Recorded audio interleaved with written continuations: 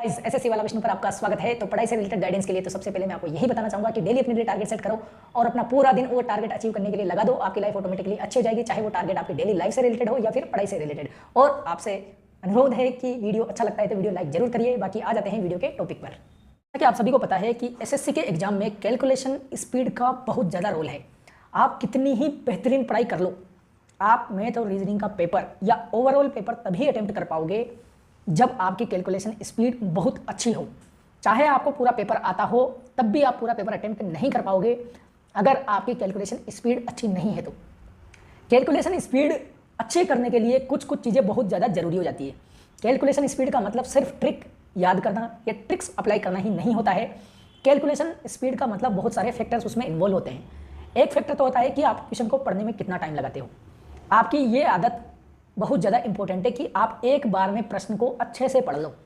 अगर आपकी आदत एक बार में प्रश्न अच्छे तरीके से पढ़ने की हो गई तो आपका बहुत सारा टाइम बच जाएगा। कभी कभी क्वेश्चन अपन ढंग से पढ़ते ही नहीं है, वो एक क्वेश्चन सोल्व होने के बराबर टाइम खा जाता है और दोबारा अपने को सोल्व करना पड़ता है, फिर भी चांसेस है कि गलत हो जाए। एक फैक्टर ये हो गया। दूसरा फैक्टर होता है कि आपको मल्टीप्लिकेशंस की कुछ ट्रिक्स हैं जो जनरली काम आती है, वो आपको याद होना चाहिए। एक फैक्टर अपने पास है कि अपने को टेबल कितने तक याद होनी चाहिए। टेबल और ये सारे सवालों का जवाब मैं इस वीडियो में आपको दूंगा, एंड तक देखना। एक, आपको स्क्वायर कितने तक याद होने चाहिए, क्यूब कितने तक याद होने चाहिए और रूट्स कौन कौन से आपको याद होने चाहिए और ट्रिपलेट कौन कौन से अपने को याद होने चाहिए। ठीक है, तो देखो अपन 1 बाय 1 स्टार्ट करते हैं। सबसे पहले तो आप पहली जो चीज़ मैंने बताई कि प्रश्न को पढ़ने में आप ज़्यादा टाइम ले लेते हो, ये टाइम कम कैसे होगा। पहली चीज़ तो आप अभी प्रिपरेशन स्टार्ट करी है, बहुत ज़्यादा प्रैक्टिस नहीं करी है, तो आप क्वेश्चन से इतना डरा मत करो अगर नंबर नहीं आते हैं स्टार्टिंग में। तो स्टार्टिंग में किसी के भी नंबर नहीं आते हैं मैथ में, अटेम्प्ट ही नहीं कर पाता है कोई भी आदमी प्रेशर के मारे। धीरे धीरे जैसे जैसे प्रैक्टिस अपन करते हैं, क्वेश्चन अपने को कुछ सोल्व होने लगते हैं, धीरे धीरे कॉन्फिडेंस बिल्डअप होता है और अपन डरना बंद कर देते हैं। फिर एक बार में ही अपन क्वेश्चन सही पढ़ना चालू कर देते हैं। और एक और चीज़ है, जितनी ज़्यादा अपन प्रैक्टिस करते हैं प्रीवियस ईयर क्वेश्चन की, उतनी ज़्यादा अपना जो एक बार में क्वेश्चन को समझने की जो आदत है वो डल जाती है, क्योंकि अपने को आइडिया रह जाता है कि यार ये इस टाइप का प्रश्न ये चीज़ पूछता है, तो अपने को सीधा डेटा दिखने लग जाता है। ये थोड़ा टाइम टेकिंग प्रोसेस है, लेकिन धीरे धीरे ये आपको पता लग जाएगा। दूसरी चीज़ है कि आपको कौन कौन सी मल्टीप्लिकेशन की जो ट्रिक्स हैं वो ध्यान रहनी चाहिए। एक तो जिसके पीछे 5 आता है उसके स्क्वायर वगैरह की, एक कोई भी 2 डिजिट का स्क्वायर की जो ट्रिक आती है वो आपको, ये सब यूट्यूब पर आपको मिल जाएगा। उसके बाद जैसे मल्टीप्लिकेशन की और भी 11 से मल्टीप्लिकेशन हो गया, और एक कुछ स्क्वायर्स की ट्रिक भी है, और कुछ 50 के करीब वालों का को कैसे गुणा करते हैं, 100 के करीब वालों को कैसे गुणा करते हैं, 50 के करीब वालों का कैसे स्क्वायर करते हैं। ये कुछ ट्रिक्स मैंने भी बता रखी है अपने चैनल पर, आप ढूंढोगे तो मिल जाएगी। भाई ऐसे करना, आप मल्टीप्लिकेशन ट्रिक्स बाय एसएससी वाला विष्णु ऐसे करके डालोगे तो आ जाएगी, स्क्वायर ट्रिक्स बाय एसएससी वाला विष्णु करके डालोगे तो आ जाएगी। तो इस तरीके से आपको थोड़ी ट्रिक्स सीख लेनी है, यूट्यूब से कहीं से भी मिले, कोई जरूरी नहीं है मेरे से देखो, कहीं से भी आप देख लो। दूसरी चीज़ हो गई। तीसरी चीज़ आती है अपना स्क्वायर। स्क्वायर आपको कितने तक याद होना चाहिए। स्क्वायर आपको मिनिमम 50 तक याद होना चाहिए। मिनिमम 50 तक स्क्वायर आपको करना ही पड़ेगा, तब जाके आपके, क्योंकि अगर आप वहाँ पे स्क्वायर करने बैठ गए, गलती से अगर स्क्वायर आ गया कहीं पे 50 तक का बीच में, उसको स्क्वायर करने में, इक्वेशन सोल्व करने के बराबर टाइम लग जाता है आपको, थोड़ा प्रेशर भी बिल्डअप हो जाता है। जब आदमी की कैलकुलेशन स्पीड अच्छी रहती है तो कितना ही टफ पेपर आ जाए उसको प्रेशर डेवलप नहीं होगा, क्योंकि वो विदिन टाइम करता है क्वेश्चंस। ठीक है, तो 50 तक आपको स्क्वायर करने हैं। उसके बाद क्यूब कितने तक करने हैं, आपको 30 तक क्यूब कर लेने हैं। 30 तक अगर कोई बंदा नहीं भी कर पाता है तो एटलीस्ट 20 तक तो करो ही करो। ये आपको 20 तक तो डेडलाइन है इसे भाई, 20 तक को तो आपको करना ही करना है। और एक और चीज़ है कि आपको टेबल कितने तक याद होनी चाहिए। टेबल मिनिमम आपको 30 तक याद होनी चाहिए।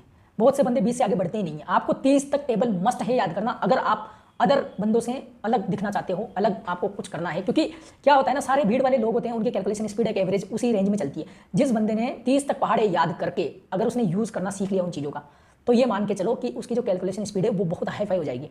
धीरे धीरे आता है इंप्रूवमेंट, ऐसा नहीं कि 5 दिन की और इंप्रूवमेंट आ गया, इंप्रूवमेंट स्लोली आता है। एक और चीज़ है जो 2 डिजिट सम वाली जो कैलकुलेशन है वो बहुत इंपॉर्टेंट है, क्योंकि वो डीआई वाले क्वेश्चंस में आती है। उसके लिए मैंने एक पर्टिकुलर वीडियो बना रखा है, वो वीडियो आप जाकर जरूर देखना।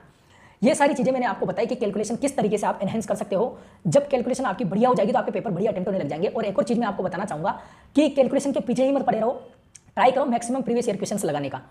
जितने ज़्यादा प्रीवियस ईयर क्वेश्चंस आप लगाओगे उतनी ज़्यादा आपकी स्पीड, क्योंकि उसमें भी आप कैलकुलेशन तो कर ही रहे हो ना, उतनी ज़्यादा आपकी स्पीड बढ़ती जाएगी। स्टार्टिंग में आपके भले 50 में से 20 ही नंबर आ रहे हैं, 15 नंबर आ रहे हैं, घबराना नहीं है। आप धीरे धीरे उस लेवल तक पहुंच जाओगे कि आपके 40+ नंबर आने लग जाएंगे। क्योंकि क्या होता है ना, स्टार्टिंग में आपको पेपर का इतना आइडिया नहीं होता है, बाद में पेपर का इतना आइडिया लग जाता है कि आप पूरा क्वेश्चन पढ़ते नहीं हो, सिर्फ कुछ टर्म्स देख के समझ जाते हो कि क्वेश्चन क्या पूछेगा। डायरेक्ट आप कैलकुलेशन नहीं करते हो सीधा उसका, बिना पेन पेपर चलाए भी बहुत सारे क्वेश्चन आपके होने लग जाएंगे। इस तरीके से आपको धीरे धीरे इंप्रूवमेंट मैथ में लाना है। और एक और बात मैं आपको बताना चाहूँगा, मैथ रीजनिंग ये ऐसी चीज़ें हैं जो कंसिस्टेंसी मांगती मांगती है। हालांकि हर चीज कंसिस्टेंसी मांगती है, या तो आपको मेहनत बहुत ज्यादा करनी पड़ेगी अगर गैप दे दे के कर रहे हो तो, लेकिन अगर आप कंसिस्टेंटली एक फिक्स फॉर्मेट में मेहनत कर रहे हो तो आपकी जो सफलता है बहुत जल्दी आएगी, बहुत जल्दी आप एक्सेल कर पाओगे किसी भी चीज में, क्योंकि उसके लिए आप डिसिप्लिन से दोगे तो उसमें कंपाउंड इफेक्ट आ जाता है। सारी चीजें आपको भूलते नहीं हो, रिवाइज होती चली जाती है one by one. Daily question करेगा आदमी तो उसके पीछे के कॉन्सेप्ट है वो रिवाइज होते चले जाएंगे। इसलिए आप टेस्ट रेगुलरली दो, अपने नंबर कुछ भी आए उसको अच्छे से एनालाइज करो, आपके नंबर धीरे धीरे ऑटोमेटिकली बढ़ने लग जाएंगे। ये वीडियो है, आपको इस वीडियो में अच्छी बातें लगी है कोई भी काम की तो वीडियो जरूर लाइक करना और अपने दोस्तों को जरूर शेयर करना। ठीक है, thank you very much video देखने के लिए। वीडियो अच्छा लगा है तो वीडियो जरूर लाइक करिए। और वीडियो के एंड में आपको बताना चाहता हूं कि इस चैनल पर मैंने मैथ्स का पूरा सिलेबस अवेलेबल करा रखा है, बाकी अदर सब्जेक्ट से रिलेटेड भी जो यूट्यूब पर अच्छा कंटेंट है वो सारा मैंने प्लेलिस्ट बनाकर डाल रखा है। और टेलीग्राम चैनल पर मैंने जीके के पूरे बहुत शानदार नोट्स अवेलेबल करा रखे हैं। और भी कोई रिलेटेड गाइडेंस होता है तो वो गाइडेंस भी मैं अपने टेलीग्राम चैनल पर आपको बताता रहता हूँ। कोई भी कमेंट आता है तो उसका जवाब भी मैं स्क्रीनशॉट लेकर डालता रहता हूँ, ताकि आपको ये पता चले कि किस डाउट का क्या सॉल्यूशन हो सकता है, एक आइडिया आपको बेसिक मिलता है। तो टेलीग्राम चैनल जरूर ज्वाइन कर लेना, और चैनल सब्सक्राइब नहीं किया है अभी तक तो चैनल जरूर सब्सक्राइब कर लेना। बाकी हंसते रहिए, मुस्कुराते रहिए। थैंक यू वीडियो देखने के लिए।